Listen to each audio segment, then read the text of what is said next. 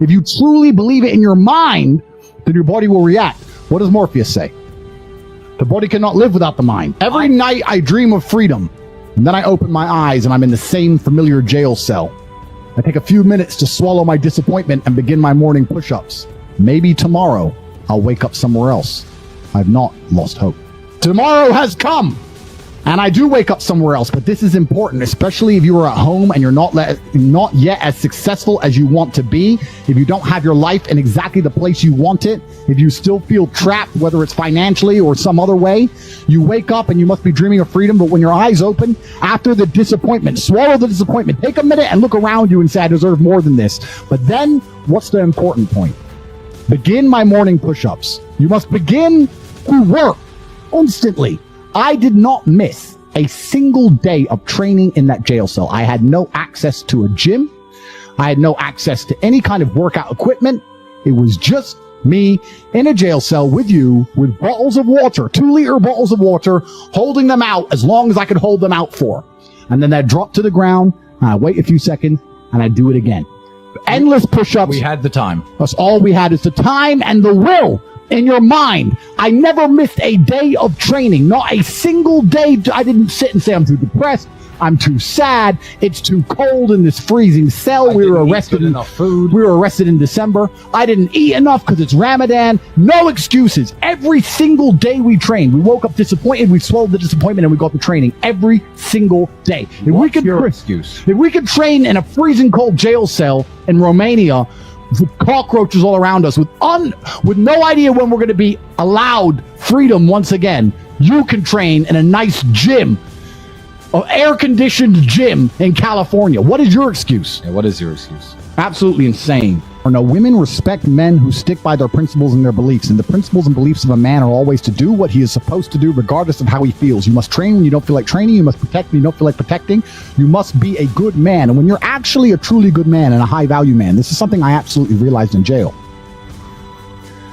What did I say to you? I think we were in jail about 2 months. It was one of the harder days. It was during Ramadan, and I lost 30% of my food to cockroaches. The hard days. The hard days. And unfortunately, I had one meal a day, but the meal came during the sunshine. So I had to try and protect my food from infestation until the sun went down. And I remember losing most of the food for the day, and I was particularly upset because I'd trained so hard, my muscles were aching, and I couldn't get any food. I was only eating once a day. Once a day. And I said to you, I said, Tristan, I have no problem suffering if the people I love are not suffering. My children are taken care of. The women I love are taken care of. My mother is taken care of. Everybody around me is fine. Even if they've removed me from my life and locked me in a jail cell, everybody I love is taken care of, and is protected and is living good. I must suffer because I am a man. I am the head of my empire. I'm the head of the clan. Of course, I will suffer, but the people I love are not suffering. This is what God has bestowed upon important men since the beginning of time. Not just important men.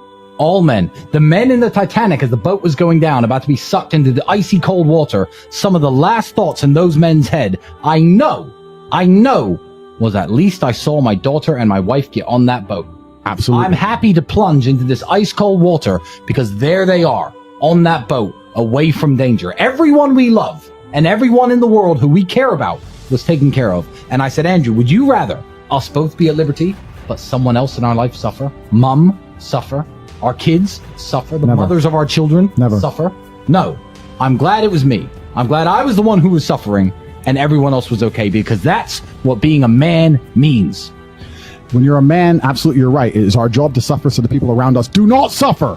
And that's why if you're a man and you're waking up every day and you're not trying your very best to be important or upgrade yourself or upgrade your character, or you're lacking motivation, then you have a serious problem, because it is your job to be capable of dealing with the insurmountable pressure which God is going to put upon you so that when you suffer, everyone around you does well. Our lives are set up that even if they throw us in a dungeon today, everybody we love will be okay forever. And that is what's most important. That's the most important thing. That's success. And that was absolutely comforting. That was absolutely comforting in jail when we discussed that and we said, everyone we love is okay.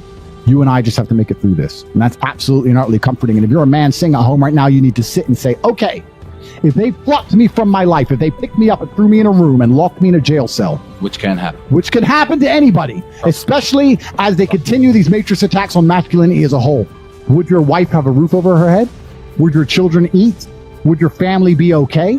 Think about these things. This is what you're working for. You're not working to make money so you can buy a Lamborghini. You're working to make money, and you're thinking outside of the box, and you're becoming your best version of yourself, so all the people around you will always be okay no matter what happens. It is your job as a man to suffer. And we did our job fantastically, absolutely not as we should. We always will. And we always will. And everybody around us was okay. And that is extremely comforting in times of hardship, because we're built for suffering.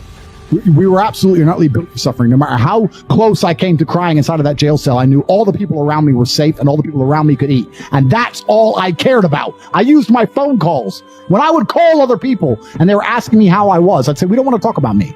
How are you? Are you okay? Are you okay with the media pressure? Are you okay? Are your bills paid? Do you have money? Can you eat? I'm in a jail cell in Romania, making sure that everyone I love is okay. I don't need their support. I don't need them to sit and worry about me. I worry about them. I sat in a jail cell making sure I could fix the problems for the people I love outside in the free world from a dungeon. That is what a man does. And you must prepare and set up your life for that. You must be prepared to be plucked from life.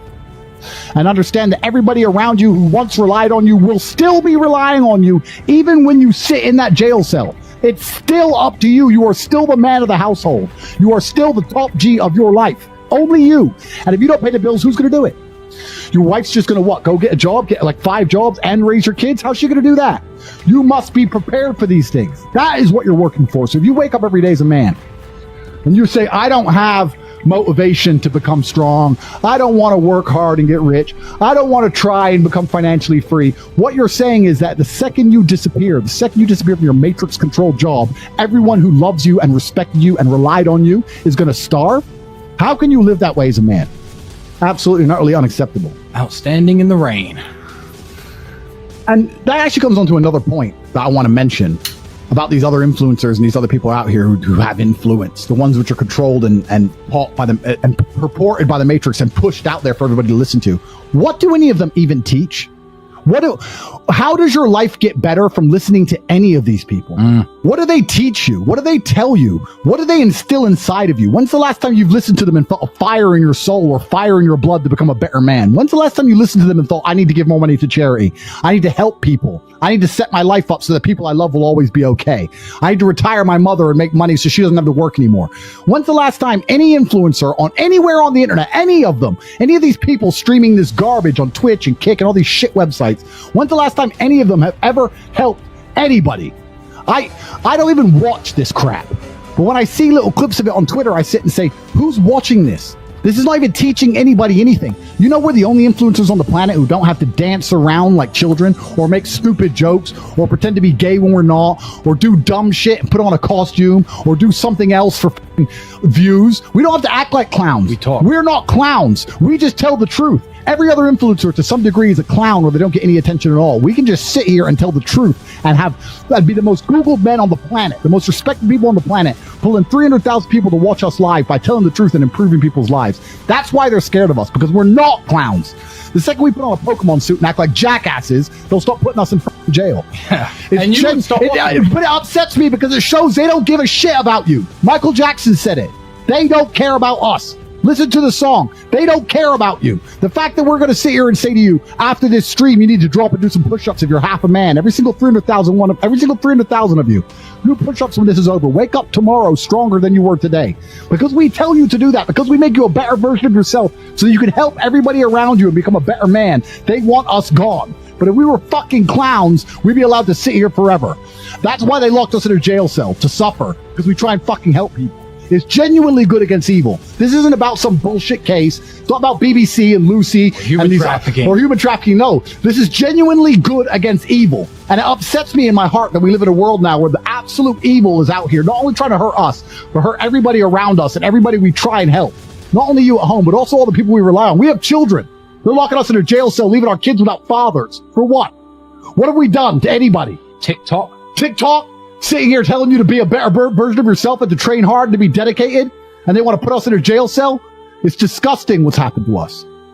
And a lot of people who are wondering how to support us, you just have to support us by telling the truth and be nice to people. I want you to be nice. If you're a Tate fan, I want the entire world to see you as a nice person. When people say, why are you so nice? Why are you dressed so well like Andrew Tate dresses? Unlike Tristan. Why are you so well dressed? Why are you so polite? Why are you so intelligent? Why are you so courteous? Why are you so strong? Why do you train so hard? Why do you give so much money to charity? Why do you help people? I want you to say, because I am a fan of Andrew Tate, and I believe that if you do good for the world does good for you. And God as a whole is watching every single one of us. And if you do good things, he ensures that good things come back to you. I absolutely guarantee you, I promise it, even though I went to a jail cell and sat there for 93 days, I know that in the end, if you do good things, God is going to reward you. I absolutely not only know that.